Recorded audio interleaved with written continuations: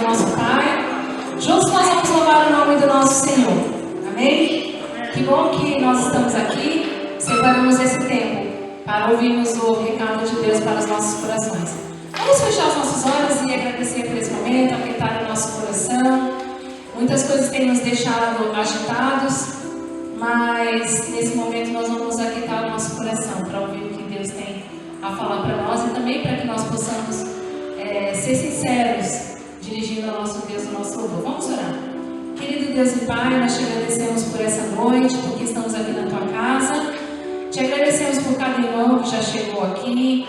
Te agradecemos, ó Deus, porque o Senhor nos recebe na sua casa. E nós queremos dar ao Senhor o nosso melhor nesta noite. Que o Senhor possa receber e que também fale aos nossos corações. Fale aquilo que nós precisamos ouvir, ó Pai. Que nós possamos sair dessa noite com o teu recado nos nossos corações. É a oração que nós fazemos no nome de Jesus. Amém. Amém? Então nós vamos, nesse culto de louvor e adoração, começar buscando o Senhor. Quando a gente pensa em buscar, tem pessoas que não encontram porque não buscam direito, né? As mães têm uma frase clássica, né? O filho procura, procura, não acha. E a mãe sempre acha, né? Ela fala, olha, se eu for aí, se eu achar, e ela sempre acha. Porque às vezes a gente não procura direito, não é verdade? Mas eu quero convidar a igreja a buscar sinceramente, com vontade. A palavra de Deus, o profeta Jeremias diz: então me invocareis, passareis a orar a mim, e eu vos ouvirei. Buscar-me-eis e me achareis, quando me buscardes de todo o vosso coração. Serei achado de vós, diz o Senhor, e farei mudar a vossa sorte. Amém? Coisa maravilhosa, né? Nós vamos buscar e nós vamos encontrar com uma condição, se nós buscarmos de todo o coração. E a resposta é: eu, Deus, eu serei achado de vocês e farei mudar a sua sorte. Vamos ficar em pé e buscar o Senhor como Ele deve ser buscado, invocá-lo como Ele deve ser invocado. Com certeza a sua presença estará aqui conosco.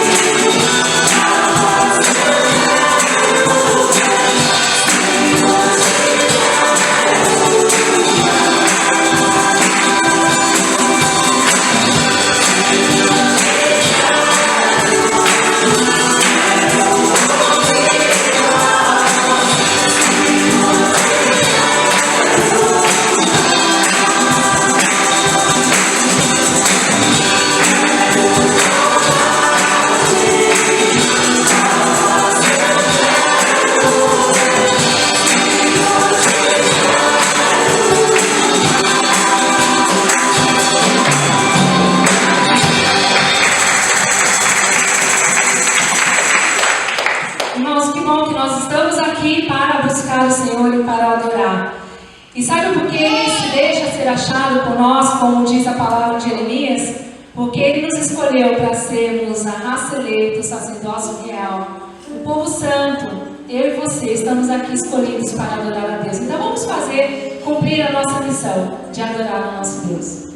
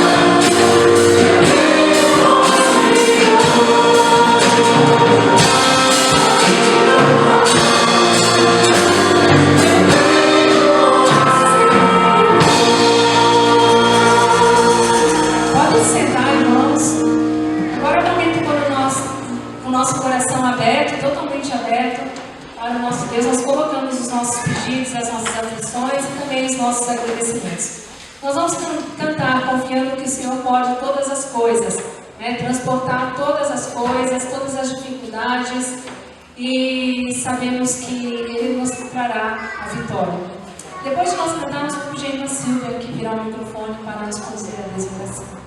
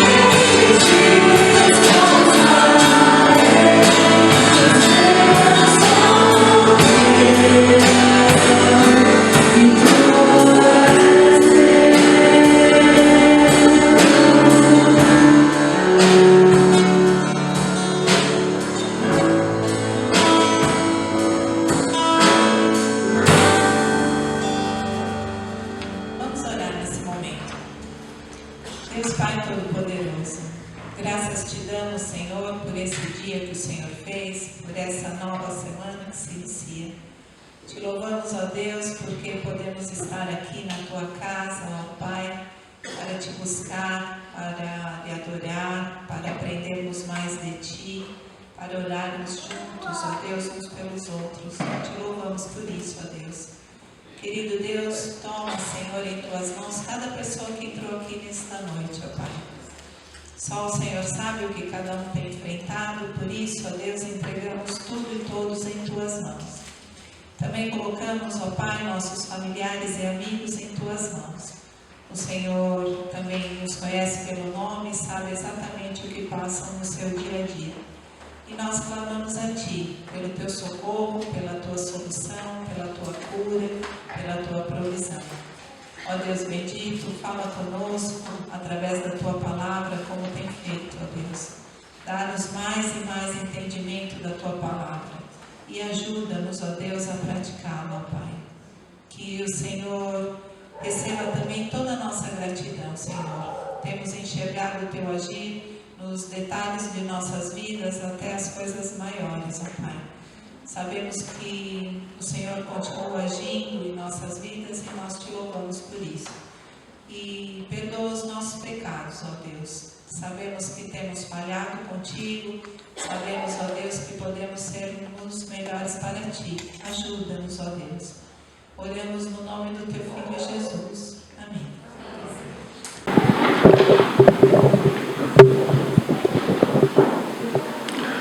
Boa noite, queridos irmãos. Que a graça do Senhor esteja plena nos seus corações.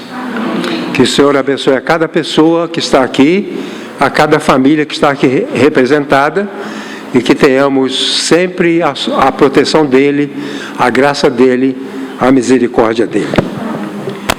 É um privilégio, mais uma vez, falar para vocês. Vamos ler a palavra do Senhor.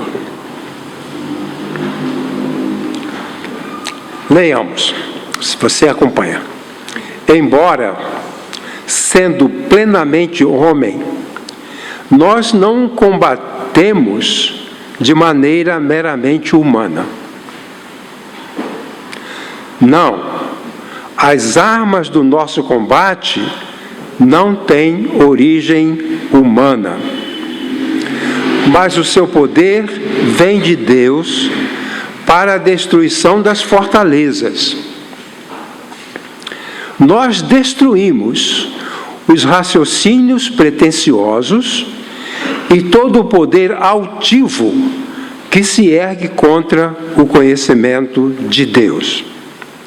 Nós cativamos todo o pensamento para o levar a obedecer ao Cristo. E estamos prestes a punir toda a desobediência, desde que a vossa obediência seja total. Essa é a palavra do Senhor. Hoje nós trouxemos o texto na chamada tradução ecumênica. É uma tradução bastante simples e esclarecedora. O nosso tema é o combate ao erro. Esse é o nosso tema, o combate ao erro. Quando pregamos, nós sempre condensamos em uma frase a ideia central, o centro daquilo que queremos comunicar, que chamamos de verdade central. Esperamos que essa verdade possa ser levada no coração, na mente, e guardada, e utilizada para servir. A verdade central é: todo erro deve ser comparado a um inimigo militar perigoso, que precisa ser combatido e vencido. Todo erro deve ser comparado a um inimigo militar perigoso, que precisa ser combatido e vencido. Então, na mente, no coração. Vamos prosseguir. A palavra erro vem do latim e significa afastamento. define uma opinião ou conduta contrária à verdade. É uma falsa doutrina, desvio de ideia e de comportamento. Uma ovelha que se desviou é uma ovelha errante. Errou, é errante. É dever do crente posicionar-se contra o erro. A nossa posição contra o erro, a nossa posição em relação ao erro é que nós somos contra. Nós somos contra. Há mais de 100 anos, igrejas batistas cantam nos cultos. Eis que surgem aleivosos, erros grandes, perniciosos. Nesses tempos perigosos, vossa fé mostrai. Salvação por homens dada, paz fingida, paz comprada, lei de Deus falsificada, tudo rejeitai. Esta é a parte de um hino escrito por um cristão chamado Robert Moreton, do hino 468 do cantor cristão.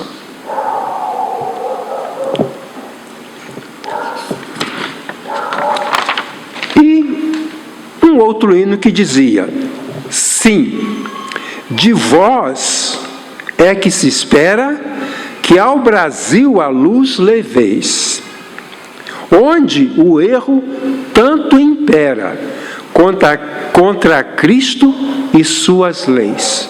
Enzminger, cantor cristão, hino 553. Continuando, os erros praticados que traziam danos à igreja de Corinto são os mesmos que afetam comunidades de crentes até aos dias de hoje. Dissensões, brigas, comportamentos moralmente grosseiros e afastamento da verdade. O tratamento do erro é o mesmo para todo tipo de erro. Mas aqui nós estamos focalizando o erro em nossa comunidade, o erro entre nós. O erro na nossa igreja, o erro nas nossas famílias. A passagem que lemos nos permite analisar como devemos combater o erro. Então a primeira coisa é, devemos combater o erro. Devemos combater o erro. Mas, como é que nós devemos fazer isso? Então a passagem nos ensina. Primeiramente, devemos combater o erro reconhecendo nossas limitações. Paulo diz, somos plenamente humanos. Quer dizer, nós não vamos nos colocar contra o erro esquecendo da nossa condição de humanos. O apóstolo Paulo reconhece que ele e seus companheiros do serviço apostólico eram seres humanos normais. E nós somos também incluídos nessa categoria. Quero ler a contracapa de um livro que foi bastante publicado, bastante propalado, chamado Supercrentes, escrito por Paulo Romeiro. A contracapa diz o seguinte: Kenneth Hagin, Valnice Milhomens, Jorge Tadeu, Tio Cássio, R.R. Soares, Miguel Ângelo, Beni Rim, Bob Tilton. O que interliga todos esses nomes é a perigosa doutrina da prosperidade.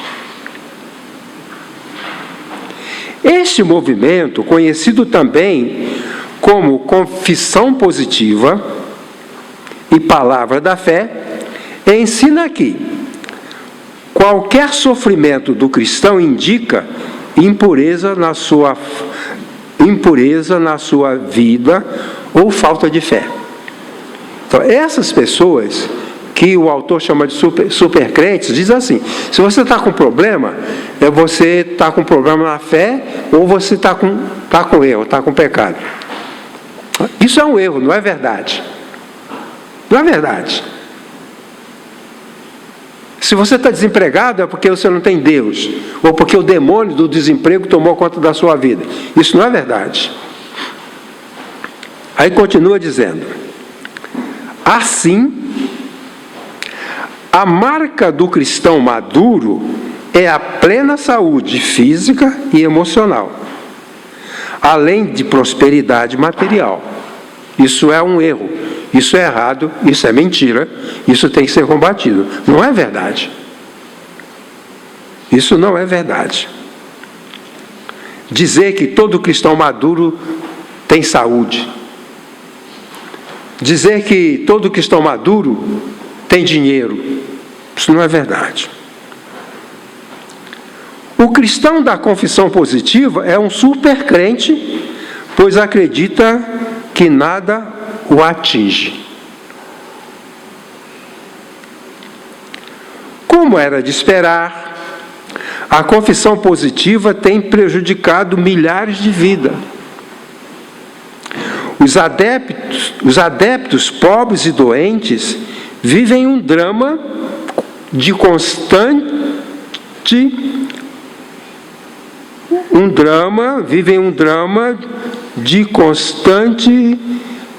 derrotismo, culpando a si mesmos pela condição. Há até casos de morte por falta de cuidados médicos. Há conceitos distorcidos de Deus e de Jesus. Deixa eu só contar um fato que eu vivenciei. Levaram minha senhora para eu dar um remédio porque ela tinha insônia. Os acompanhantes disseram que ela tinha sido curada de câncer. Mas foi para casa curada pela fé, abandonou o tratamento, mas agora ela não dormia. Eu dei uma olhada para ela, examinei e vi que ela estava cheia de metástases. Metástase é o câncer que espalha. Então, alguém declara que está curada uma pessoa que não está curada. É uma mentira deslavada. A manipulação das pessoas. Porque a pessoa tanto quer ser curada e ela acredita naquela palavra mentirosa. Eu falei: olha, eu posso dar um remédio para ela dormir, mas o câncer dela não está curado. Aquela pessoa, aquele pastor ou missionário que declarou que ela estava curada, mentiu. E mentira é erro, é coisa do diabo. Aliás, é um dos títulos do diabo, né? Pai da mentira. Quando o pregador mente do púlpito, ele está agindo a favor do diabo, porque o diabo é o agente da mentira. Então, quando a igreja mente, quando a igreja prega, quando o pastor mente, quando o missionário prega, quando nós falamos mentira, nós estamos propalando a ação do diabo. E essa história eu vi várias vezes. Alguém que ouviu uma mentira de que estava curado, abandonou o tratamento e depois verificou-se que aquela pessoa não estava tratada, ela não estava curada. Pois bem, dessa forma, então, o apóstolo Paulo declara: nós somos simplesmente humanos. Nós não somos super-homens. Nós não somos supercrentes. Nós não podemos combater o erro achando que somos aquilo que não somos. Paulo fala, nós somos humanos, mas temos armas para combater o erro. E é isso que ele diz. Então, primeiramente, não poderemos combater o erro sem reconhecer a nossa condição humana. Nós combatemos o erro como seres humanos ajudados por Deus. Nós não somos poderosos seres celestiais.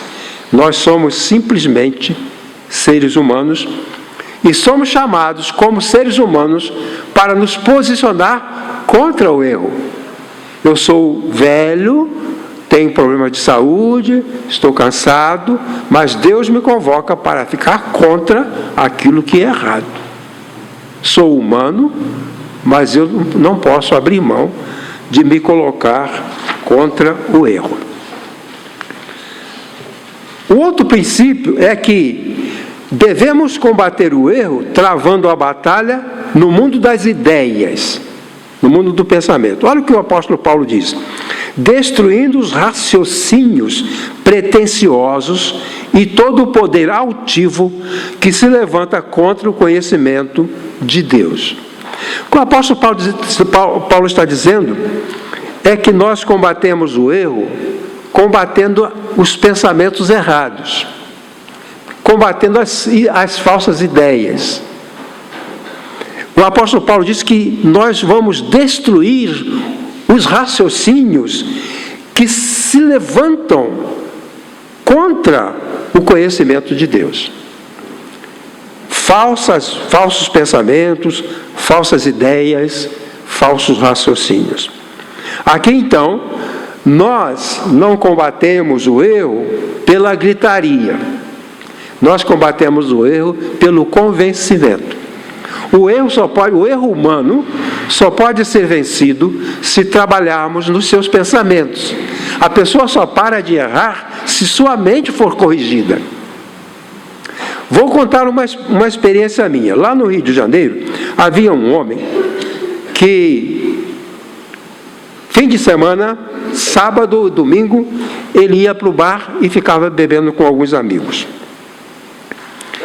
Quando alguém falava sobre isso, porque nós falamos, você vai para o bar, você fica bebendo no bar, ele dizia assim: bebo com meu dinheiro.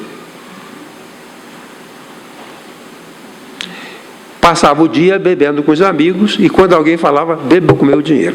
Até que um dia, ele foi convencido que ele não bebia com o dinheiro dele. Sabe por quê? Porque um homem casado, que tem esposa e filhos, não tem dinheiro dele. O dinheiro é da família dele. Quando ele gasta o dinheiro na bebida, está deixando de comprar um casaquinho para o seu filho ir para a escola. Quando ele gasta o dinheiro usando bebida alcoólica, está deixando de juntar um dinheiro para levar seu filho no dentista. E ele falou para mim: quando eu entendi que eu não bebia com meu dinheiro, quando eu entendi que eu bebia, mas aquele dinheiro não era meu, eu então não fui mais beber, porque eu estava gastando o dinheiro que não era meu. É mentira. Eu não bebo com meu dinheiro, eu bebo com o dinheiro da minha família. O dinheiro do dentista dos meus filhos, o dinheiro do caderno dos meus filhos, o dinheiro do leite do bebê que eu gerei. Por isso o apóstolo Paulo fala que nós vamos vencer o erro trabalhando nos pensamentos. Aí eu digo para vocês o seguinte: Paulo fala nós, ele usa a palavra nós. Nós inclui o apóstolo Paulo, os seus ajudantes apostólicos e todos os crentes.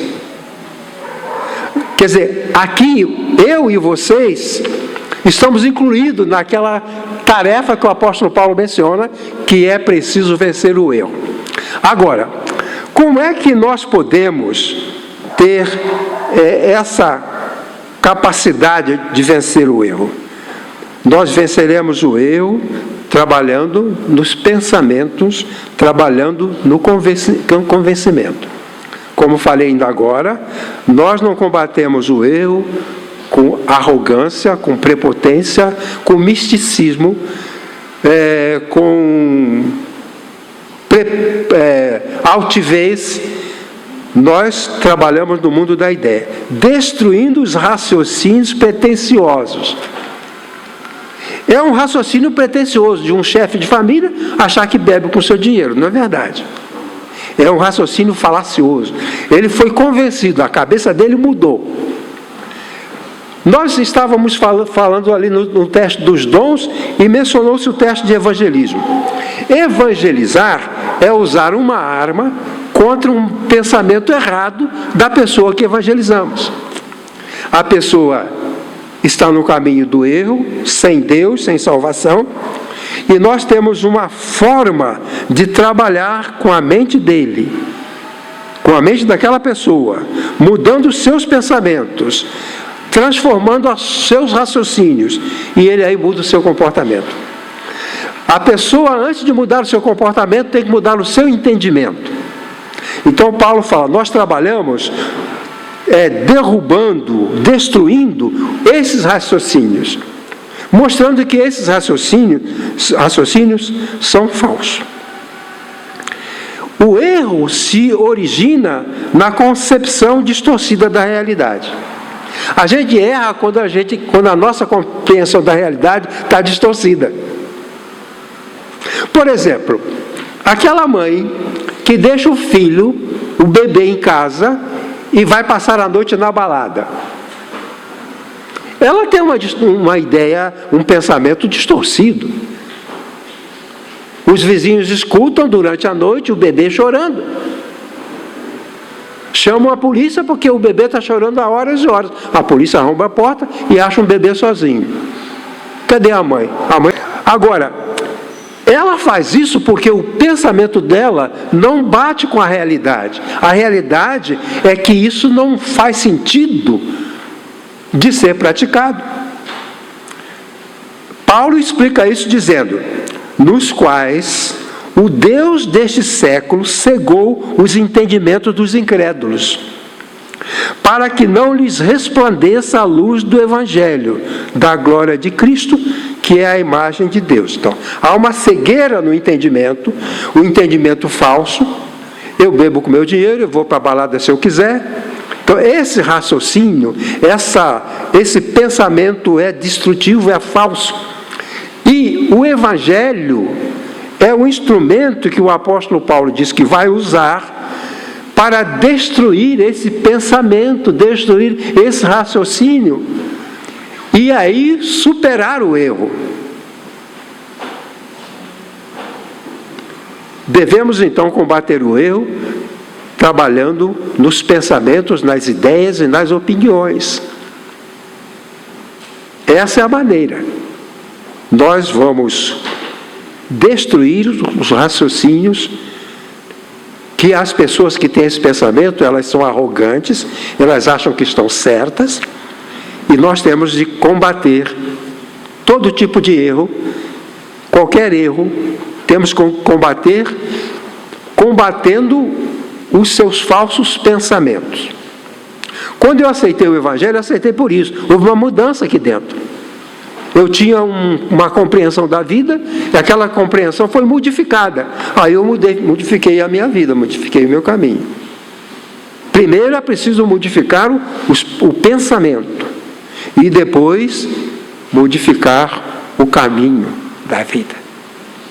É assim que nós combatemos o erro. Nós não combatemos com manipulação. As pessoas querem que alguns mudem de comportamento por meio de manipulação. Dizendo assim você vai ser rico, assim você vai ficar bom, assim você vai ser famoso, e com essas falsas concepções. Terceiro, devemos combater o erro com as armas poderosas da verdade e do testemunho. Então está ligado ao primeiro. Nós combatemos os raciocínios pretensiosos, a falsidade do pensamento, combatemos no mundo dos pensamentos, das ideias, e combatemos com as armas da verdade e do testemunho. O apóstolo Paulo diz, as armas do nosso combate não têm origem humana, mas o seu poder vem de Deus, para a destruição das fortalezas. Vamos prosseguir. Quero mostrar 3 figuras. Está lá? Tá. O apóstolo Paulo usa a palavra fortaleza na Bíblia. A palavra fortaleza aparece muitas vezes. O que você está vendo aí é uma fortaleza. é uma construção fortificada, tem um fosso ao redor. Você construía a fortaleza e fazia-se um fosso ao redor e se enchia de água, para que não fosse invadido. O apóstolo Paulo diz o seguinte, que os falsos raciocínios estão protegidos dentro dessa fortaleza. Ali estão. E aqueles que vão combater o erro precisam demolir essa fortaleza para capturar os que estão lá dentro escondidos. Então, assim, a ideia errada, a mentira, os pensamentos falsos estão abrigados. Por isso é tão difícil. Eu vejo pessoas, pelo menos no mundo da política, ele tem um pensamento. Primeira pesquisa, o pensamento dele está errado. Ele continua, porque está dentro da fortaleza. Segunda pesquisa, o pensamento dele está errado. Ele continua dizendo que aquilo é verdade. Quarto, pesquisa, quinto, pesquisa, todo mundo científico diz que ele está errado, e ele diz que está certo. Quer dizer, o pensamento está enclausurado dentro de uma fortaleza. Não se chega com a verdade. Por milhares e milhares de argumentos, não se chega com a verdade. Então ali dentro está escondida a falsidade, dentro dessa fortaleza. Então o apóstolo Paulo fala que nós precisamos demolir essas fortalezas para chegar aonde está a mentira e combater a mentira com a verdade e assim coibir o erro.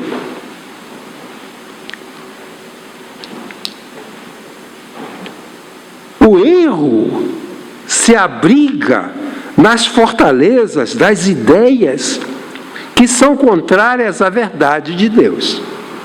Então lá estão abrigadas, você não consegue. Quando eu estava no exército, eu conversava com alguns colegas que tinham ideias erradas. Fiquei quase 9 meses no exército. Naquela época, entrou o Jânio, e o Jânio mandou mandar todo mundo embora, e todo mundo fomos embora. E com alguns colegas lá, eu mostrava erros na vida deles. Ele não mudava. Eu tinha um menino que olhava para o céu e falava, via voando um urubu e falava, um arubu, eu vou dar um tiro naquele arubu.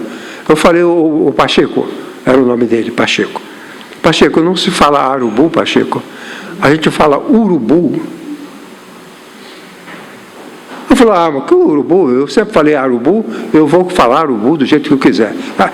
O erro está na fortaleza, você não demole. Você já conheceu alguém assim? Tem certeza, no trabalho, em algum lugar. Alguém que não muda porque está enclausurado dentro de uma fortaleza. O apóstolo Paulo falou assim, que nós temos de ter armas para demolir essas fortalezas, chegar até onde está a ideia errada e pela palavra do Evangelho demolir, destruir essa mentira. Agora mostra outra figura. No tempo do Paulo, as pessoas tinham essas armas, a catapulta, que era essa arma da esquerda, que era uma arma que jogava pedra. Então, havia o fosso ao redor da fortaleza e não se podia entrar nessa fortaleza, mas precisava chegar lá, porque o inimigo estava lá dentro. O inimigo do ser humano está dentro da sua mente, dentro do seu coração. Ali está o inimigo, e é ali que ele tem que ser destruído, é ali que ele tem que ser derrotado. Então, jogava-se pedras, a catapulta jogava pedra. Então, pedra de 30 quilos, de 50 quilos, eles jogavam e a pedra batia na parede da fortaleza. Jogava 1, 2, 3, ficava dias, às vezes meses, jogando aquelas pedras, para que um belo dia um buraco se fizesse na parede. E os portões? Eles tinham o ariete. O ariete era um tronco enorme, como daqui lá na rua, um tronco imenso, e muitos soldados seguravam aquele tronco e levavam na porta. Uma vez, 2 vezes, 50 vezes, 100 vezes, 1 dia, 2 dias. Paulo falou, as nossas armas não são humanas, não é a catapulta nem o ariete. Nós somos humanos. Você é um ser humano frágil, mas a arma que você usa contra a mentira é uma arma poderosa. Por isso podemos evangelizar, porque por mais que esteja prisioneira, esteja dentro da mente da pessoa a falsidade, pode ser que uma hora se abra um espaço, né? E por ali entre a verdade. O apóstolo Paulo então diz que as nossas armas, elas não são armas humanas. Nós somos humanos, mas o poder que nós temos para vencer o mal vem de Deus, vem do céu. Eu escrevi, as tecnologias só funcionam na esfera das realidades materiais. Quer dizer, essa catapulta e esse ariete acabavam destruindo aquela fortaleza. Mas quando se trata do coração, não tem nada que destrua. A pessoa morre, não muda de ideia. Algumas vezes eu visitei pessoas à morte em hospital. E aquela pessoa que estava ali desenganada, esperando a morte, e eu explicava o evangelho, explicava. Seu fulano, o senhor quer aceitar Jesus como seu Salvador? Não. Eu sou de tal religião. Mas era a única arma, não tinha outra. Nós não temos tecnologia para mudar os corações. A política, o governo, as autoridades, o judiciário, não tem poder, irmão. Fala assim, processo de educação do menor, processo de socialização, não funciona. Correção, casa de correção. O bandido vai para a casa de correção, ele não se corrige. Sabe por quê? Porque as ideias deles estão enclausuradas dentro daquela fortaleza. Se algum deles, que a Bíblia diz, se alguém se converte, aí sim o coração dele muda. Nós vimos um filme em que vários criminosos se converteram e o ambiente das celas deles se mudou. Porque mudou a cabeça dele. Porque antes ele achava que ele estava ali porque foi injustiçado, ele matou porque foi ameaçado. O meu amigo, pastor Daniel Paixão, fez uma pós-graduação, ele viveu nos Estados Unidos, vive até hoje lá nos Estados Unidos, e ele fez uma pós-graduação e incluía visitar uma pessoa no corredor da morte. Então, como material para a sua tese, sua tese lá de pós-graduação. Ele foi conversar com aquele homem. Estava a poucos dias do corredor da morte. Porque ele pediu orientação, pediu autorização, era um trabalho espiritual, era uma pesquisa e tal. Aí ele foi, disseram, isso aqui está há poucos dias, a sentença dele vai ser cumprida daqui a um mês. Aí, o pastor perguntou a ele, conversando com ele, né, lá, com a proteção normal, e ele falou para o homem, então, o que aconteceu com a sua vida? O que você fez da sua vida? Ele disse, aquela desgraçada daquela velhinha não tinha que gritar. Porque ele estuprou e matou uma velhinha. A culpa dele é a velhinha que gritou. Ô, cabeça! Não. O sujeito mata a ex-esposa e diz, você está me obrigando a te matar. Falam isso. Você me obriga a fazer isso, então eu tenho que te matar porque você não me ama mais, eu preciso, você é a culpada de eu matar você, e mata. Então não temos armas. O castelo, a fortaleza está lá. Mas, se porventura a luz de Cristo brilhar no seu coração, porque uma vez uma jornalista estava perguntando num programa, de que adianta você evangelizar uma pessoa que está no corredor da morte? Não vai mais sair de lá, ele vai morrer. Perguntaram a um homem que era convertido, estava no corredor da morte e ele era convertido. Porque pode. E perguntaram isso para ele. Ele falou,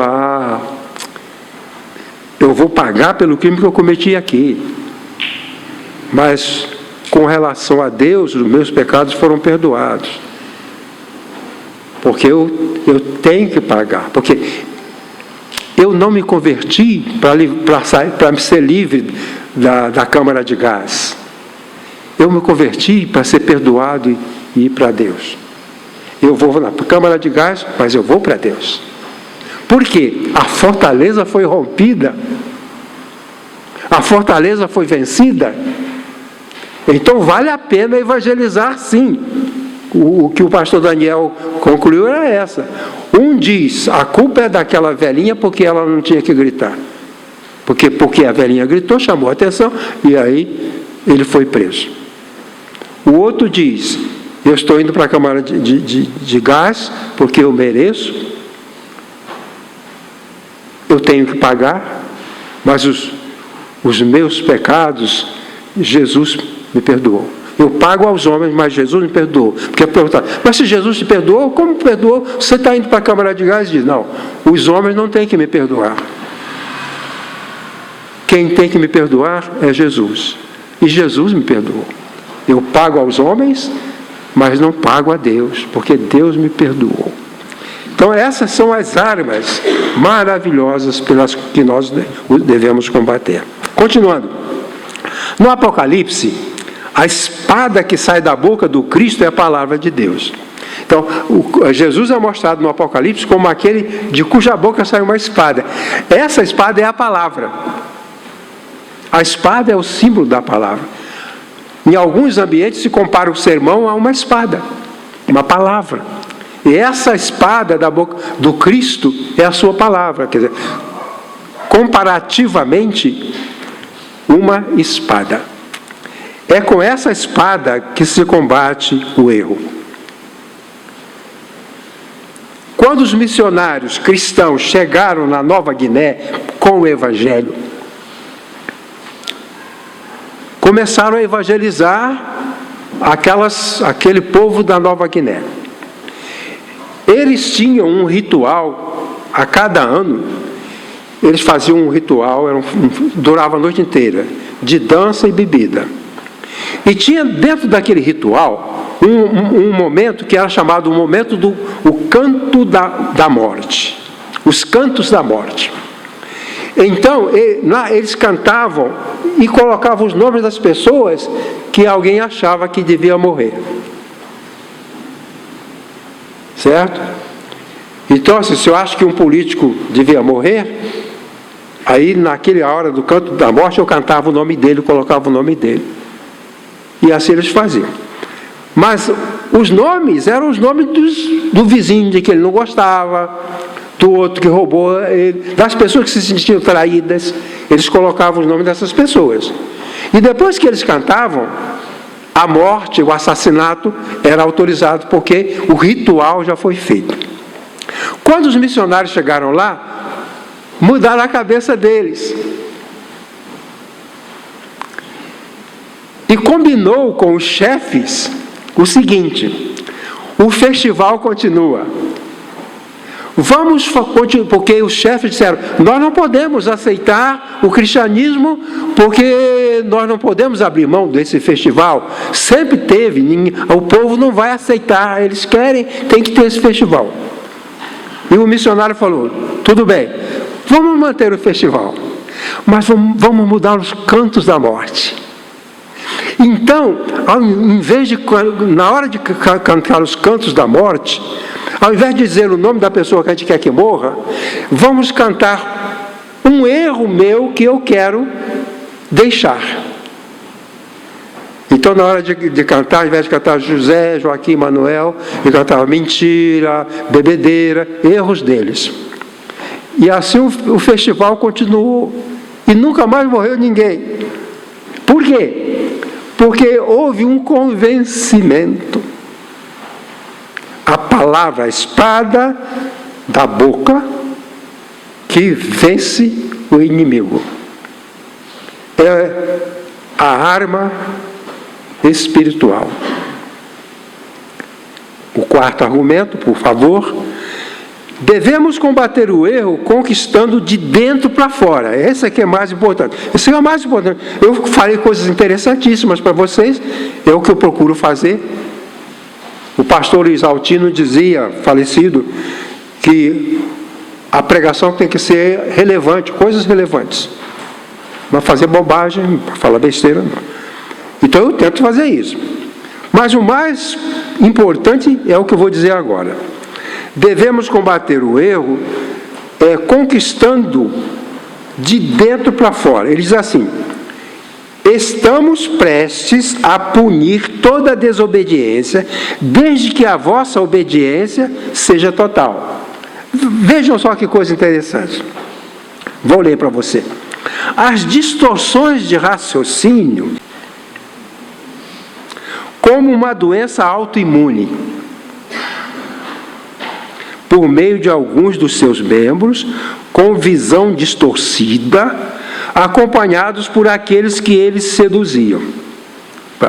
De onde veio o erro? A igreja de Corinto era das mais distorcidas. Das mais distorcidas. Paulo falou assim: dou graças a Deus porque eu não batizei nenhum de vocês. Vocês são uma peste.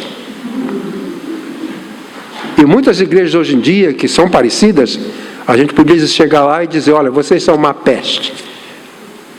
Assim era a igreja de Corinto. Pois bem, de onde vinha o erro? Deles mesmos. Irmãos, prestem atenção. Existem erros na igreja. Nós erramos. Nós não somos uma aberração, como a igreja de Corinto, era uma aberração. Nós não somos uma aberração de erros. Nós não praticamos erros grosseiros. Nós somos uma comunidade de santos, pessoas transformadas. Mas nós erramos. Quem é que nos induz ao erro? Quem? A irmã Elizabeth esteve domingo passado. Foi bom para quem ouviu, foi bom para mim. Ela foi acolhida por nós na igreja da Chatuba, onde foi o meu primeiro pastorado. Quando nós fomos para lá, era um bairro afastado. Não tinha luz elétrica, não tinha asfalto. Era um lugar, um ermo, terrível. E um pastor corajoso, junto com alguns irmãos, 28 irmãos, organizaram ali a igreja. Ao redor da igreja, em vários quarteirões, havia pelo menos uns 5 ou 6 centros de umbanda. Ninguém daquele centro de umbanda jamais prejudicou a igreja. Quem prejudicava a igreja éramos nós. Quando nós passamos aqui por sofrimentos, angústias, decepções, nós fizemos isso. Doença autoimune, surge de dentro. São líderes da igreja. Uma senhora ficou doente, ela foi levada para ser tratada psiquiatricamente. Por quê? O marido dela era o pastor de uma igreja, o filho dela era pastor auxiliar, e os dois começaram a brigar, discordando. O filho tinha uma ideia, o pai tinha outra, o pastor titular e o pastor auxiliar. O pastor auxiliar, pegou uma boa parte da igreja, levou embora, organizou outra igreja e deixou de falar com o pai. E a mãe e esposa entrou em doença depressiva. A pergunta é: quem causou o dano?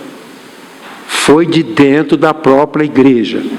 Em todos os lugares por onde eu andei, os conflitos, as dificuldades, as mentiras, as falsidades, não foram impostas. Surgiram de dentro. Eu falei de doença autoimune. A doença autoimune é aquela que é causada por um componente do próprio corpo e pode levar à morte. Foi o que aconteceu com a nossa querida filha da nossa irmã Rosângela. Doença autoimune. Morreu por uma doença causada pelo próprio corpo dela. Assim é a igreja.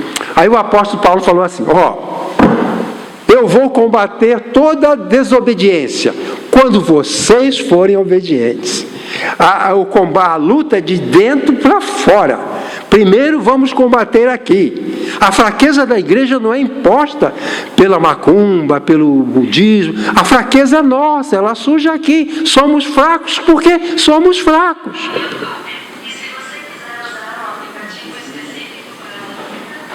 Tem um concorrente?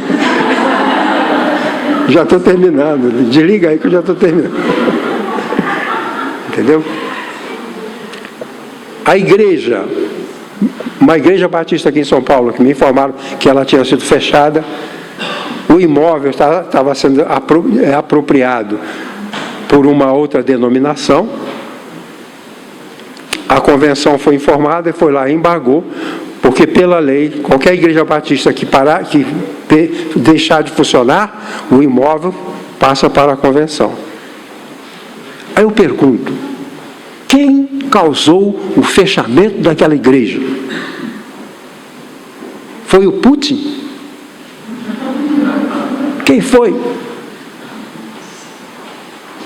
Foi o chefe do candomblé? Não, foram eles.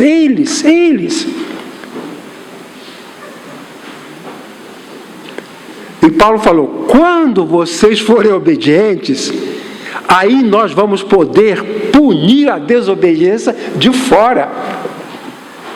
A nossa fraqueza não é problema de lá de fora, não é causado por de lá de fora. A nossa fraqueza é causada por nós mesmos.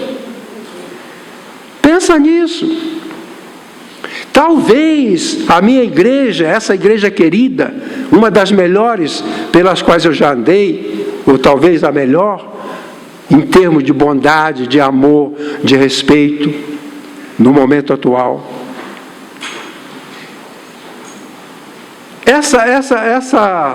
Essas igrejas todas, elas são danificadas por condutas nossas. E Paulo falou: vocês são uma lástima, vocês estão acabando com vocês mesmos. Aí você chega lá, estava a igreja lá, fechou. Por quê? Um líder começou falando mal do pastor, a mulher do diácono falando mal da mulher do pastor, uma coisa condenando aqui, outra falando ali, uma calúnia aqui, uma falsidade ali, vai diminuindo. Aí parece que a força do mundo está esmagando a igreja. Não. Paulo fala: quando vocês cumprirem a obediência, aí nós vamos passar para combater a desobediência. A desobediência do mundo é combatida pela obediência dos crentes. É a nossa obediência que nos dá força para enfrentar a maldade do mundo. Agora, se eu sou aqui dentro da igreja, sou um traidor, mentiroso, desleal, trapaceiro, o que vamos fazer? O que vamos fazer? Então o apóstolo Paulo diz: quando a igreja for obediente, parar com essas coisas, uns contra os outros, briga, calúnia, ofensas, heresias, grosserias. Quando vocês forem obedientes, aí nós vamos estar prontos, preparados para punir. Quer dizer, a igreja, pela obediência, fica tão forte que as fortalezas que escondem a verdade serão demolidas. Então eu estava dizendo, repetindo um pouco, né, que quando, ele diz, para corrigir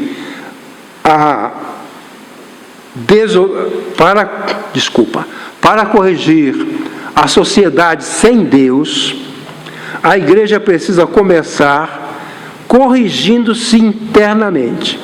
A nossa obediência nos dará condição de enfrentar a desobediência do mundo sem Deus. Uns meninos eram criados num convento no Oriente, um mosteiro lá. Garotos iam levados para lá para crescerem e serem monges, serem líderes religiosos, pessoas religiosas. E levaram 2 meninos que estavam lá, vários meninos estavam lá, e o chefe chamou 2 deles, 11 anos, 10 anos. Eles nunca tinham saído de lá, desde que chegaram. E o chefe falou, vocês vão à feira. E eles foram à feira. Voltaram apavorados. Disseram, mestre, nós vimos violência, nós vimos trapaça, lá vimos roubo, nós vimos imoralidade. Como vamos combater o mal no mundo? E o mestre disse, nós não podemos combater o mal no mundo, temos de combatê-lo em nossos corações. O campo de batalha está aqui e está aqui. O apóstolo Paulo pensa um pouco diferente. Por quê? Para aquele monge, você combate o mal no seu coração e pronto. Para Paulo, não. Se você combate o mal no seu coração, você está preparado para combater o mal no mundo. Então ele diz, nós não podemos combater o mal no mundo? Podemos. Mas, primeiro, combater em nossos corações. Para aquele monge, combater o mal em nossos corações, basta. Para Paulo, não. Vamos combater a desobediência em nós, e aí teremos condição de combater a desobediência lá fora. E é isso que o apóstolo Paulo diz aqui. Estamos prestes a punir toda a desobediência, desde que a vossa obediência seja total. Nós vamos estar em condições de combater o erro, a mentira, a falsidade, o vício, as drogas. Estaremos em condições, porque o que nos enfraquece, irmãos, não é o mundo lá fora. A igreja tem doença autoimune, produzida por ela mesma. Já falei para os irmãos, eu fiquei assustado lá em Nova Jersey. O pastor me mostrou muitas igrejas fechadas. Por eles mesmo. Conduta deles. O governo não fechou, o tráfico não fechou, nada. Eles, com seu comportamento inadequado. Deixe eu concluir, tá bom, por favor? O combate ao erro é uma tarefa difícil. O erro se expande e é difícil. É como derrotar um contingente militar rebelde, abrigado em uma fortaleza. É um combate que exige armas especiais, como a palavra de Deus expressa no testemunho dos crentes. Bom, a palavra de Deus não combate. Você não bota lá na... É essa palavra em nosso coração que é a arma para combater o mal.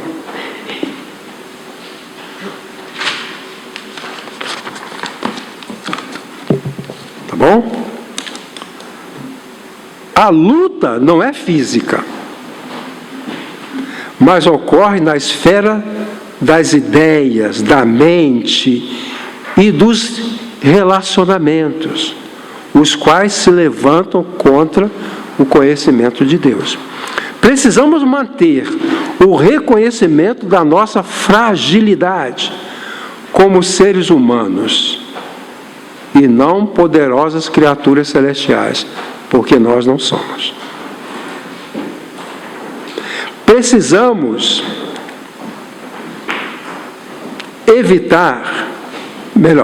precisamos levar a batalha para o mundo das ideias, dos raciocínios e das convicções. Precisamos usar as poderosas armas da verdade do Evangelho, sob iluminação do Espírito.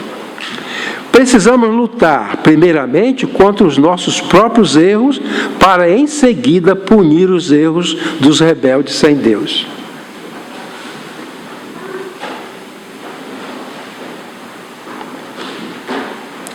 O combate ao erro é, em princípio, a batalha de Deus contra o mal. A Ele, a Deus, seja a glória. Amém. Que os senhores os acompanhem e que faça eficaz a palavra dele em nossa mente e em nosso coração.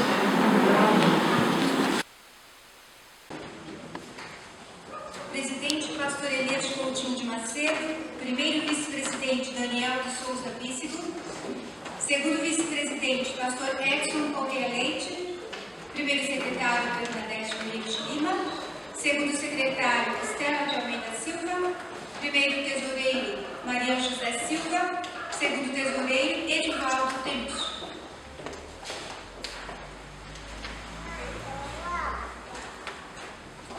Esses são os irmãos que aceitaram exercer esse trabalho, que é um trabalho jurídico, que a igreja tem que cumprir pela lei. E nós agradecemos porque os irmãos estão dispostos.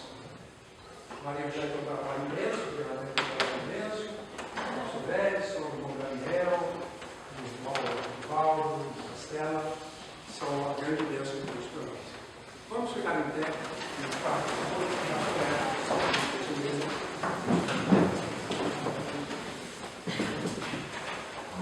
Oremos.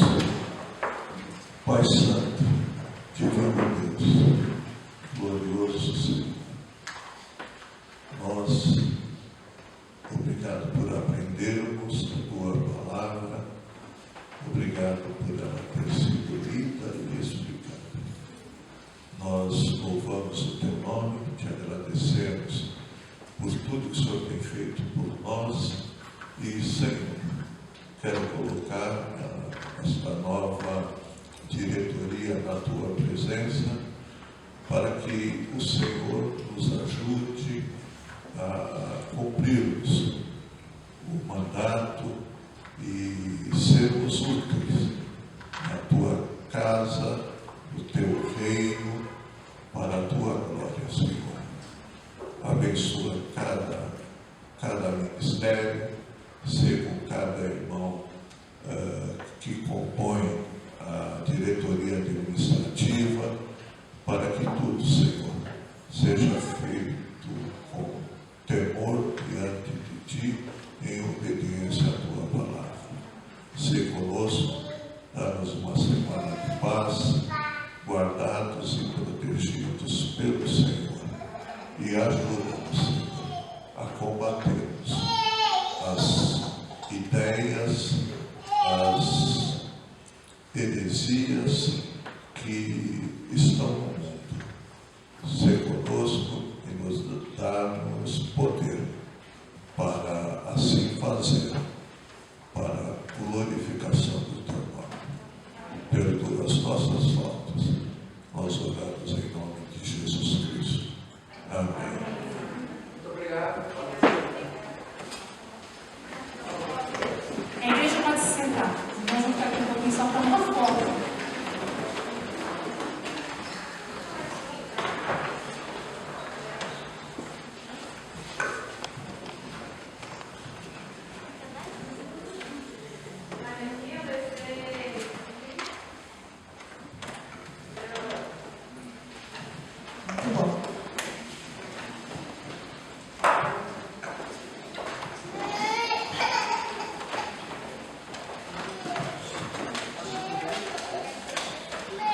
nós estamos caminhando agora para o final do nosso encontro, da nossa celebração. Vou convidar o irmão Tevaldo, irmão Teté, carinhosamente como chamamos. Ele tem um aviso para a igreja. Enquanto ele se chega aqui, irmãos, continue acompanhando os nossos cultos online, aos domingos de manhã e quinta-feira à noite. Muito em breve os irmãos serão informados do nosso retorno da Escola Bíblica Dominical, também presencial. Mas fiquem atentos, tá bom? Vamos continuar participando. O irmão Edivaldo está ali, né? Nossa casa está sendo completamente arrumada para acolhermos em todos os espaços da nossa igreja. Os irmãos que já estão vindo presencialmente e aqueles que estão acompanhando online, todos são bem-vindos à casa de Deus. Boa noite, irmãos. Há cerca de 3 meses, o pastor Elias, o irmão Iracema e o irmão Edivaldo convidou a mim e ao Daniel para começarmos um trabalho com jovens e adolescentes da igreja. E desde então nós iniciamos aos sábados alguns encontros. Tem sido de grande valia. Nós temos jovens que estão vindo assiduamente e temos tido encontros proveitosos. Eu gostaria até de convidá-los aqui, Daniel, Júlia, Bianca também, que faz parte também do evento. Quem participou com a gente de algum encontro também, Ricardo também participou, a Larissa também teve conosco aqui um encontro, o Pedrinho também, de algumas vezes, e foram encontros maravilhosos com todos aqui. Mas nós queremos que seja expandido para os outros jovens e para os adolescentes da igreja que ainda não tiveram a oportunidade de estar conosco. E estamos pensando em estratégias para que o encontro seja mais dinâmico, para que todos se sintam mais à vontade conosco. E pensando nisso, a gente tem um evento no próximo final de semana e a Júlia vai dar uma palavra a respeito. A gente teve uma ideia ontem, na verdade já há um tempinho, e decidimos fazer esse domingo que vem. Não era do culto, então eu não sei em que momento exatamente, mas vai acontecer durante o culto. A gente vai apresentar uma pequena sketch teatral. Então ela vai ter um nome específico, que é depressão. O nome dessa pequena peça é Bom Dia Depressão. Eu sei, é um nome bem estranho, mas vocês vão entender o porquê desse nome se vocês virem assistirem. E ela vai ser feita por a gente, né, pelo grupo de jovens. Ela foi construída no debate de ontem, que foi muito legal. A gente ter essa... Porque ao mesmo tempo que a gente teve as ideias em si do roteiro, da estrutura, a gente conversou a respeito do assunto, à luz da palavra, então, tipo, as coisas se construíram de uma maneira muito legal, que é exatamente o que a gente quer para o grupo de jovens, que seja um lugar de debate de ideias, um espaço seguro para a gente fazer isso à luz da Bíblia. Então, no domingo que vem, na hora do culto, a gente vai ter Bom Dia Depressão durante a noite. E aí vocês assistem, os jovens principalmente, e participam dos próximos encontros. É isso. É isso, irmãos. Esperamos que todos estejam aqui no próximo domingo. Obrigado.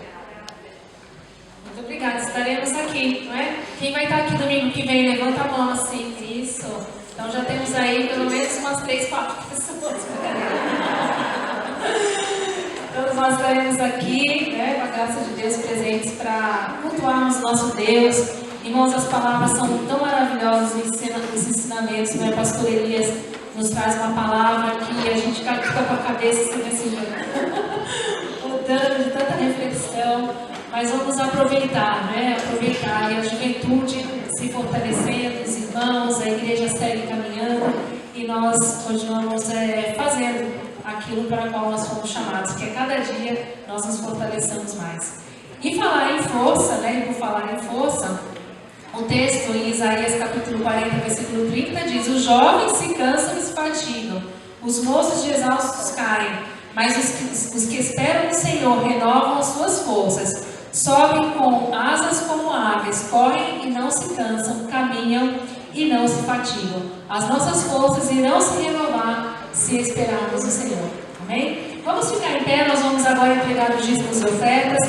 E com essa canção que nós vamos cantar, que as nossas fontes se renovam esperando no Senhor. Venha trazer seu dízimo, traga sua oferta, aquilo que você separou para a casa do Senhor. Participe com alegria deste momento.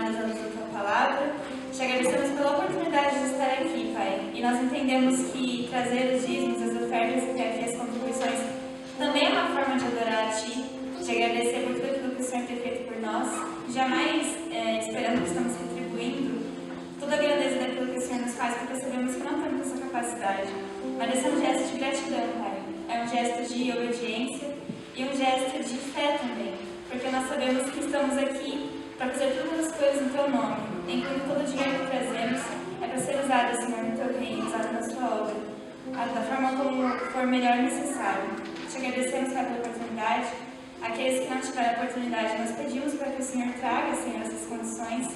Nós sabemos que o Senhor é capaz de todas as coisas, incluindo abrir portas de emprego e fazer toda a movimentação que for necessária para sustentar os seus filhos. Te louvamos por essa noite, por essa oportunidade, porque sabemos que nunca faltará, Pai, porque o Senhor é bom. Em nome de Jesus. Amém.